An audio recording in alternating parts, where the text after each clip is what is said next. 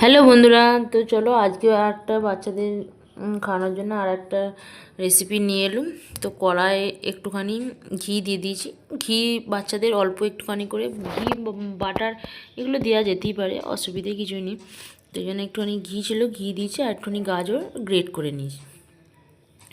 গাজরটা ঘিয়ের সঙ্গে একটু ভালো করে মানে ভাজা ভাজা একটু ভাজা ভাজা করে নিলাম। তারপর একটু ওটস দিলাম, আজকে একটু ওটস রান্না করব। তো ওটসটা দিয়ে দিলাম। ওটসটা একটু মানে আপনার বাচ্চা যেরকম পরিমাণ খাবে সেই রকম পরিমাণ ব্যবহার করবেন।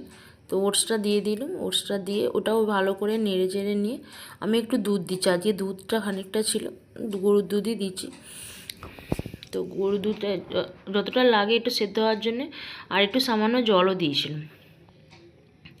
দিয়ে এটা এবার একটু পরিমাণ মতন অল্প একটুখানি নুন দিলাম, দিয়ে এটা ভালো করে ফুটে নেবো যতক্ষণ না সেদ্ধ হচ্ছে। সেদ্ধ হওয়ার জন্য সেদ্ধ হতে হতে আর এখানে দুটো খেজুর ভিজিয়ে রেখেছিলাম। বেশিক্ষণ হয়নি, অল্পক্ষণ হয়েছে, সেই জন্য নরম হয় না, ওই জন্য ওর মধ্যেই দিয়ে দিলাম যাতে সেদ্ধ হয়ে যায়। সেদ্ধ হয়ে যাবে আর নরম হয়ে যাবে, ওটা মিষ্টি হয়ে যাবে। দেখো ফুটতে ফুটতে একদম এই পর্যায়ে চলে এসেছে, দেখতেই পাচ্ছ।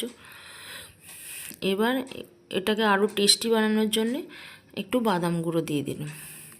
বাদাম তো বাচ্চাদের জন্য খুবই ভালো, স্মৃতিশক্তি সহায়তা করে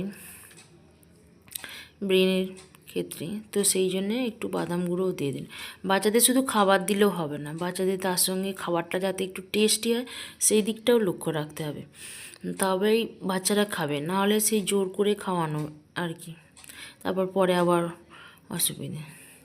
তো দেখো আমার ওটসটা রান্না হয়ে গেছে। এবার বাটিতে ঢেলে নেবো, এবার ঠান্ডা করে নেবো। ঠান্ডা করে নিয়ে তখন খাবো। একটু চাপচাপি রেখেছি, চামচে করে বসে বসে খাইয়ে দেবো।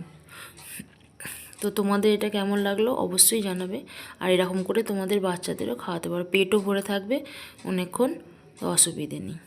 তো টাটা, বাই বাই।